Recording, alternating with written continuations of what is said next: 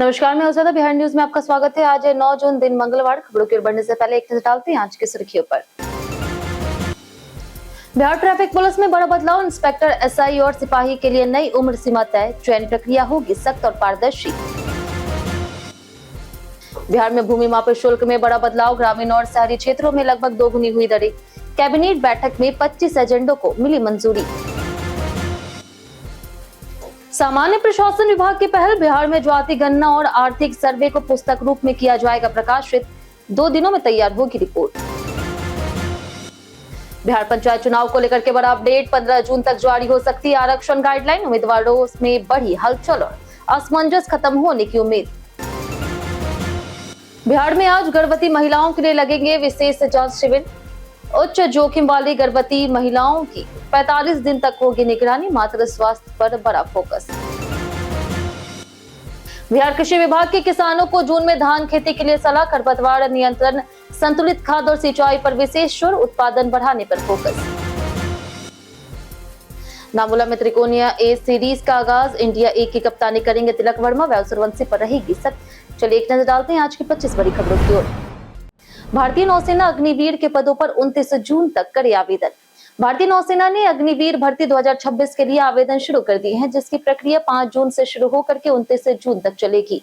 यह भर्ती अविवाहित पुरुषों के लिए बैच जनवरी 2027 और फरवरी 2027 के तहत है। उम्मीदवारों के पास 10वीं में 50% अंक और AICTE मान्यता प्राप्त संस्थान से 3 वर्षीय डिप्लोमा होना आवश्यक है। आयु सीमा जनवरी 2027 बैच के लिए 1 दिसंबर 2004 से 31 मई 2009 और फरवरी 2027 के लिए 1 मई 2005 से लेकर के 31 अक्टूबर 2009 है। चयन प्रक्रिया में अगस्त 2026 में INET परीक्षा, PFT लिखित और मेडिकल टेस्ट शामिल है। वेतन 30,000 रुपए से शुरू होगा तथा 48 लाख रुपए तक बीमा कवर मिलेगा। 15 जून तक जारी हो सकती है पंचायत आरक्षण गाइडलाइन। बिहार में पंचायत चुनाव की तैयारियां तेज है, लेकिन आरक्षण रोस्टर जारी नहीं होने से उम्मीदवारों में असमंजस बना हुआ है। राज्य सरकार 15 जून तक आरक्षण गाइडलाइन जारी कर सकती है, जिसके बाद पंचायतवार आरक्षण सूची तैयार की जाएगी। प्रशासनिक स्तर पर चुनावी संसाधन, EVM स्टोरेज और अन्य तैयारियां अंतिम चरण में है। 2006 और 2016 के पुराने रोस्टर के आधार पर नया आरक्षण प्रारूप तैयार किया जा रहा। दावा आपत्ति का निपटारा भी लगभग पूरा हो चुका है। आरक्षण स्पष्ट होने के बाद चुनावी रणनीति और राजनीतिक गतिविधियां तेजी से बढ़ने की संभावना है। भूमि मापी का शुल्क हुआ 2 गुना। बिहार कैबिनेट की बैठक में 25 एजेंडों को मंजूरी दी गई है, जिसमें सबसे अहम फैसला जमीन मापी शुल्क में बढ़ोतरी का रहा। सरकार ने ग्रामीण और शहरी दोनों क्षेत्रों में मापी शुल्क लगभग 2 गुना कर दिया है। अब ग्रामीण क्षेत्रों में प्रति खेसरा 1000 और शहरी क्षेत्रों में 2000 शुल्क देना होगा। अधिकतम सीमा ग्रामीण में 4000 और शहरी में 8000 तय की गई है। तत्काल मापी के लिए शहरी क्षेत्र 4000 प्रति खेसरा और ग्रामीण में 2000 शुल्क निर्धारित किया गया है। यह फैसला राजस्व व्यवस्था को मजबूत करने के लिए लिया गया। बिहार में जाति गणना और आर्थिक सर्वे पर बनेगी नई किताब। बिहार सरकार जाति आधारित गणना और आर्थिक सर्वे के आंकड़ों को एक किताब के रूप में प्रकाशित करने की तैयारी कर रही। सामान्य प्रशासन विभाग ने इसकी प्रक्रिया शुरू कर दी है। करीब 216 पन्नों के इस किताब की 500 कॉपियां छापी जाएगी, जिन्हें 2 दिनों के भीतर तैयार करने की शर्त रखी गई है। इसमें हर जाति की आय, संपत्ति और सामाजिक आर्थिक स्थिति का विस्तृत विवरण होगा। सरकार का मानना है कि इससे नीति निर्माण और रिसर्च में मदद मिलेगी। पहले 2023 में जारी आंकड़ों के आधार पर यह प्रकाशन किया जा रहा। भूमि सुधार विभाग में लापरवाही पर होगी कठोर कार्रवाई। राजस्व और भूमि सुधार मंत्री डॉक्टर दिलीप कुमार जायसवाल ने मुंगेर समेत कई जिलों के अधिकारियों को सख्त चेतावनी देते हुए राजस्व कार्यों में लापरवाही पर कड़ी कार्रवाई की बात कही। वीडियो कॉन्फ्रेंसिंग में उन्होंने भूमि बैंक निर्माण, पुराने लंबित मामलों के निपटारे और अवैध जमाबंदियों को रद्द करने के निर्देश दिए। मंत्री ने राजस्व न्यायालयों में गुणवत्तापूर्ण निर्णय सुनिश्चित करने और ऑनलाइन प्रणाली को पूरी तरह लागू करने पर जोर दिया। उन्होंने परिमार्जन, दाखिल खारिज और ई-मापी मामलों में त्वरित निपटारे तथा ऑफलाइन काम पर पूर्ण रोक लगाने का निर्देश दिया, अन्यथा सख्त कार्रवाई की चेतावनी दी। बिहार में मछली पालकों को मिलेगा 5 लाख का मुफ्त बीमा। बिहार सरकार ने मछली पालकों के लिए बड़ी राहत देते हुए 5 लाख का मुफ्त दुर्घटना बीमा कवर देने की घोषणा की। इस योजना का पूरा प्रीमियम राज्य सरकार वहन करेगी। जिससे लाखों मछली पालकों को सीधा लाभ मिलेगा। बीमा कवर प्राकृतिक आपदाओं, सड़क दुर्घटनाओं, नाव पलटने या फिर अन्य आकस्मिक घटनाओं में मृत्यु या फिर स्थायी विकलांगता की स्थिति में सुरक्षा प्रदान करेगा। बिहार में मछली पालन को महत्वपूर्ण आजीविका मानते हुए यह कदम ग्रामीण अर्थव्यवस्था को मजबूत करेगा। इससे मछली पालकों को आर्थिक सुरक्षा और स्थिरता मिलेगी तथा उनके कामकाज में विश्वास बढ़ेगा। उच्च शिक्षा विभाग जल्द जारी कर सकता है नई गाइडलाइन।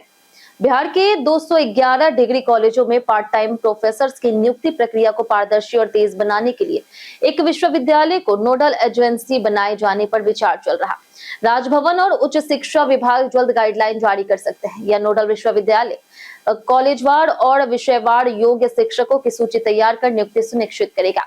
1 जुलाई से नया सत्र शुरू होने वाला है, इसलिए प्रक्रिया जल्द पूरी करनी होगी। तब तक पार्ट टाइम शिक्षक कक्षाएं लेंगे। प्रत्येक कॉलेज में 32 शिक्षक और 12 गैर शिक्षण कर्मियों का प्रावधान रखा गया है। बिहार सरकार करेगी बड़े कोल ब्लॉकों की ई नीलामी। बिहार सरकार करेगी बड़े कोल ब्लॉकों की ई नीलामी। भागलपुर के कहलगांव क्षेत्र में 6 बड़े कोल ब्लॉकों की ई नीलामी की तैयारी बिहार सरकार ने तेज कर दी है। इन ब्लॉकों में करीब 9,217 मिलियन टन कोयला भंडार होना का अनुमान है, जिससे राज्य को आर्थिक मजबूती और बड़े पैमाने पर रोजगार मिलने की उम्मीद है। मुख्य सचिव प्रत्यय अमृत ने प्रक्रिया को तेज करने के निर्देश दिए। CMPDI द्वारा सर्वे किए गए इन ब्लॉकों में मिर्जा गांव, राजगांव, मंदार पर्वत और लक्ष्मीपुर क्षेत्र शामिल है। सरकार निवेशकों को आकर्षित करने में जुटी है ताकि पिछली असफल नीलामी के बाद इस बार सफलता मिल सके। जून में धान खेती के लिए किसानों को कृषि विभाग की सलाह। कृषि विभाग बिहार सरकार ने जून माह के लिए गर्मा धान की खेती को लेकर के महत्वपूर्ण सलाह जारी की। किसानों को फसल में निकौनी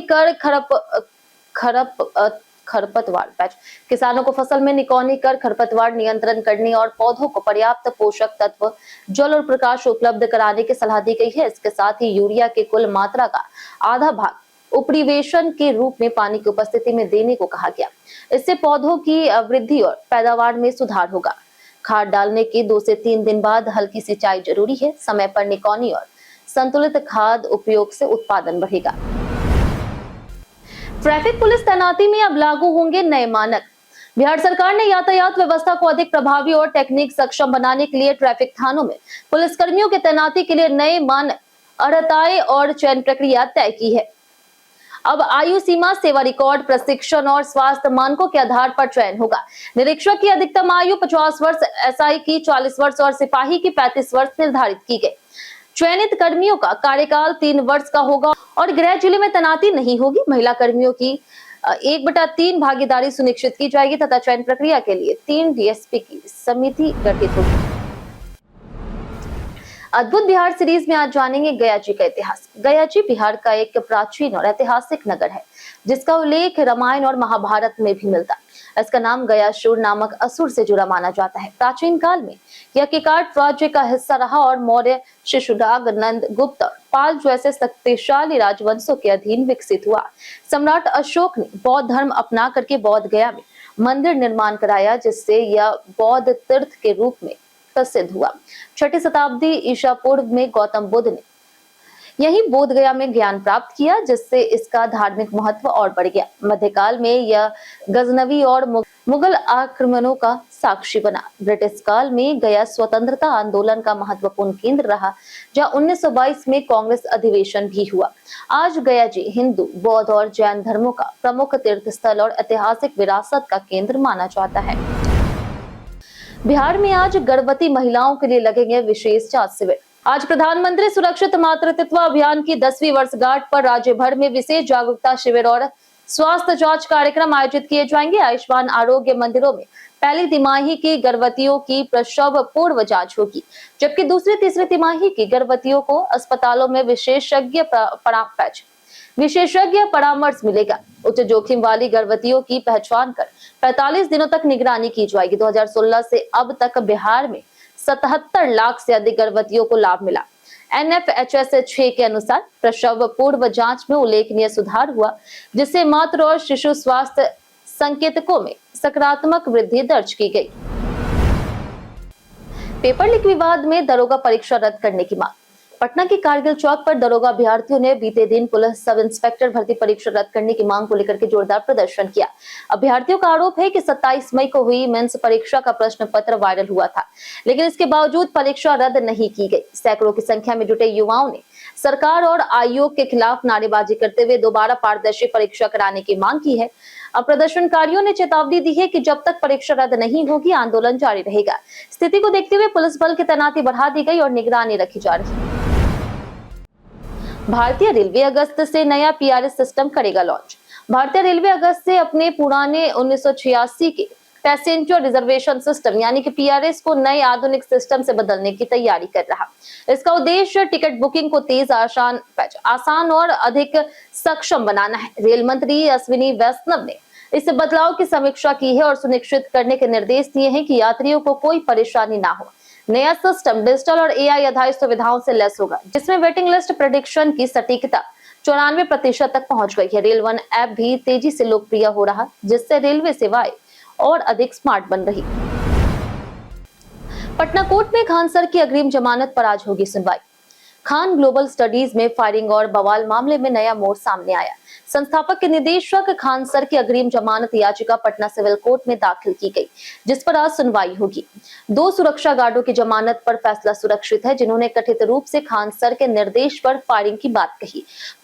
पुलिस ने एफआईआर में उनका नाम जोड़ा है। संस्थान को फायर सेफ्टी सुधार के लिए नोटिस भी मिला। मामले में कानूनी प्रक्रिया और जांच तेजी से आगे बढ़ रही है।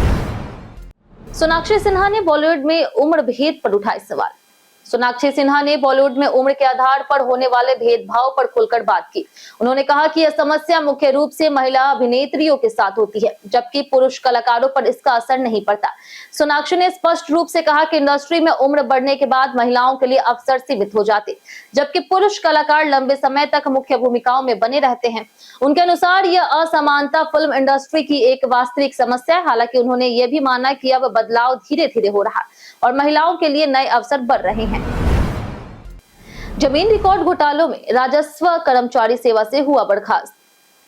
पटना जिला प्रशासन ने राजस्व भूमि मामलों में पारदर्शिता सुनिश्चित करने के लिए बड़ा कदम उठाते हुए पुनपुन अंचल के एक राजस्व कर्मचारी मधेश राम को सेवा से बर्खास्त कर दिया। उन पर फर्जी लगान रसीदें जारी करने, अवैध जमाबंदी बनाने और नियमों के उल्लंघन के आरोप सिद्ध पाए गए।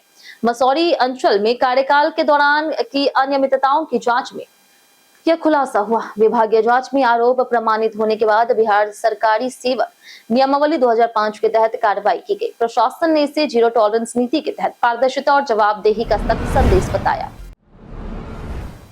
जानिए आज कैसा रहेगा बिहार के मौसम का मिजाज।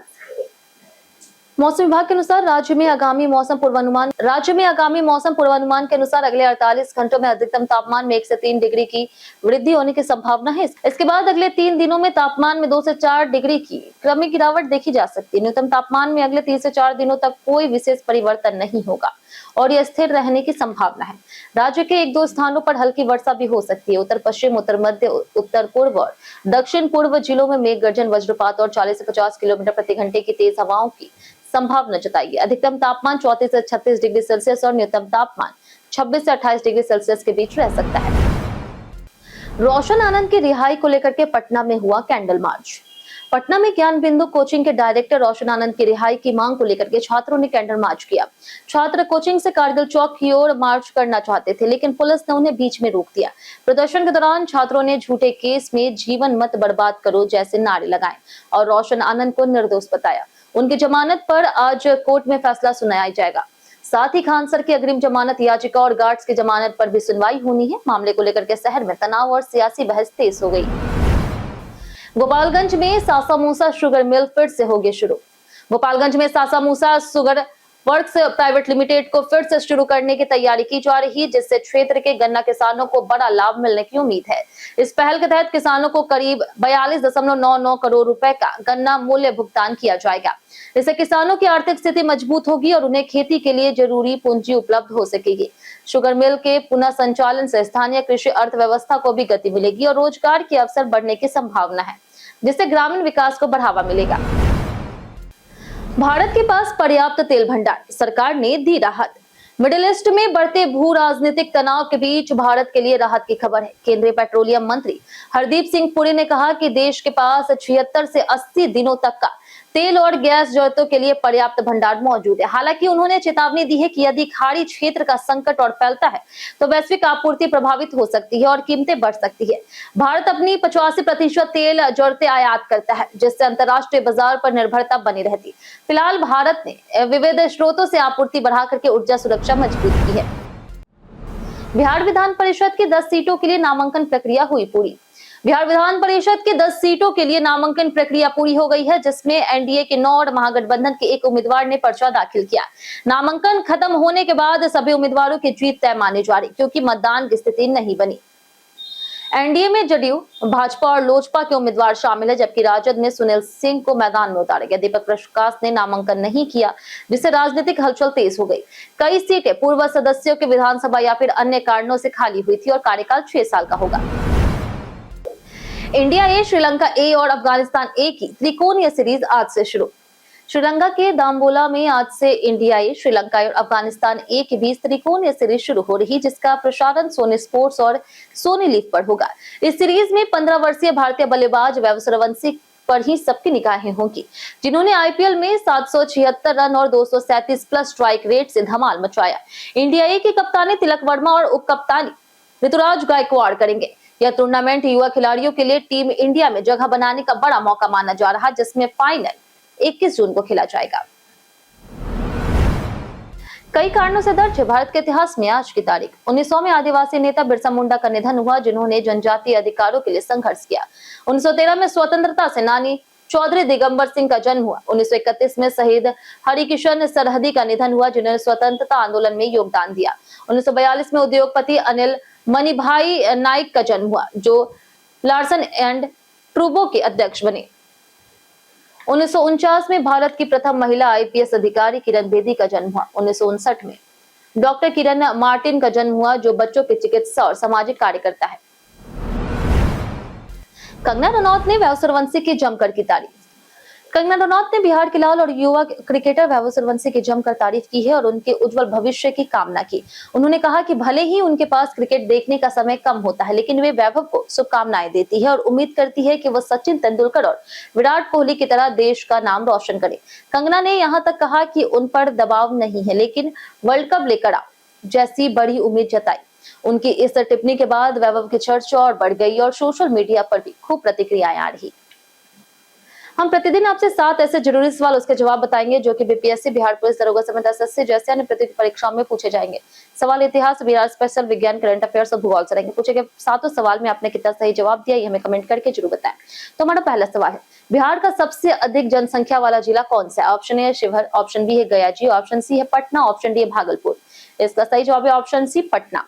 हमारा दूसरा सवाल, कौन सी नदी बिहार में उत्तर और पश्चिम से पूर्व दिशा की ओर गंगा नदी से मिलती है? Option A Falgu, Karmanasha, option B है घाघरा, गंडक, बूढ़ी गंडक, कोशी, महानंदा, ऑप्शन सी है सकरी, फल्गु, सोन, ऑप्शन डी है कर्मनाशा, सोन। इसका सही जवाब है ऑप्शन बी घाघरा, गंडक, बूढ़ी गंडक, कोशी, महानंदा। हमारे तीसरे सवाल के, बिहार के किस जिले में गंगा नदी सबसे लंबी है? ऑप्शन है गया जी, ऑप्शन बी है पटना, ऑप्शन सी है सारण, ऑप्शन डी भागलपुर। इसका सही जवाब है ऑप्शन बी पटना। हमारा चौथा सवाल है कि बिहार में छात्र वृक्षारोपण योजना किस वर्ष शुरू हुई थी? ऑप्शन ए 2000, ऑप्शन बी है 2010, ऑप्शन सी है 2005, ऑप्शन डी है 2006। इसका सही जवाब है ऑप्शन डी 2006। हमारा पांचवा सवाल है, पटना पुस्तक मेले का पहला आयोजन किस वर्ष में हुआ था? ऑप्शन है 1980, ऑप्शन बी 1965, ऑप्शन सी है 1985 और ऑप्शन डी है 2000। इसका सही जवाब है ऑप्शन सी 1985। हमारा छठा सवाल कि बिहार में शौचालय निर्माण घर का सम्मान योजना किस वर्ष शुरू हुई थी? ऑप्शन ए है 2014, option B 2019, option C 2012, option D है 2016। इसका सही जवाब है ऑप्शन डी 2016। हमारा आखिरी सवाल कि राष्ट्रीय ई विधान एप्लीकेशन यानी कि नेवा किस मंत्रालय के अंतर्गत विकसित की गई? ऑप्शन ए गृह मंत्रालय, ऑप्शन बी पंचायती राज मंत्रालय, ऑप्शन सी है रक्षा मंत्रालय, ऑप्शन डी संसदीय कार्य मंत्रालय। इसका सही जवाब है ऑप्शन डी संसदीय कार्य मंत्रालय। बीते दिन हमारे द्वारा पूछे गए सवाल का जवाब आप लोग में से बहुत लोगों ने हमारे कमेंट बॉक्स सेक्शन में लिख कर दिया है। जिन्होंने हमारे द्वारा पूछे गए सवाल का जवाब दिया उनके नाम है लालमणि सिंह, अनवर करीम खान, रंजीत मिश्रा, रमेश कुमार, संजीव कुमार, लक्ष्मी मेहता, राम बाबू दास, कुश कुमार, राजकिशोर महतो, नंदन कुमार, अमरनाथ शाह, विजेश कुमार, राजीव कुमार, कृष्ण प्रसाद, मुन्ना प्रसाद, जितेंद्र ठाकुर, विजेश कुमार, आदित्य प्रधान, मंटू सोनी, दयानंद सिंह, गायत्री देवी, सुधीर कुमार, सनोज कुमार, शिव शक्ति, राजेश मांझी, अंगद कुमार, मनोज साहू, अनिल, गीता देवी, कौशल कुमार, आदित्य प्रधान, अनुभव कुमार, जितेंद्र कुमार यादव, मधु, राजवेंद्र ताती, राजेश मांझी, बबलू कुमार, संजय कुमार, विजेंद्र कुमार, प्रदीप पंडित, सूरज कुमार, पवन सिंह, हिमांशु शर्मा, आदित्य प्रधान, अबोध कुमार, परवेज अंसारी, शिवम स्टार, सूरज कुमार सिंह, मिथिलेश कुमार, मीरा कुमारी, गौतम ठाकुर और कौशलेंद्र कुमार सिन्हा। इसी के साथ बढ़ते आज के सवाल पर। आज का सवाल है, क्या सोशल मीडिया चुनाव को प्रभावित करता है? आप अपना जवाब हमें हमारे कमेंट सेक्शन में लिखकर जरूर बताएं। आज के लिए इतना ही। बिहार की तमाम खबरों के साथ बने रहने के लिए देखते रहिए बिहारी न्यूज और साथ ही अगर यूट्यूब चैनल पर देखें, चैनल को सब्सक्राइब कर दें और अगर आप फेसबुक पेज पर देख रहे हैं तो लाइक और फॉलो जरूर करें।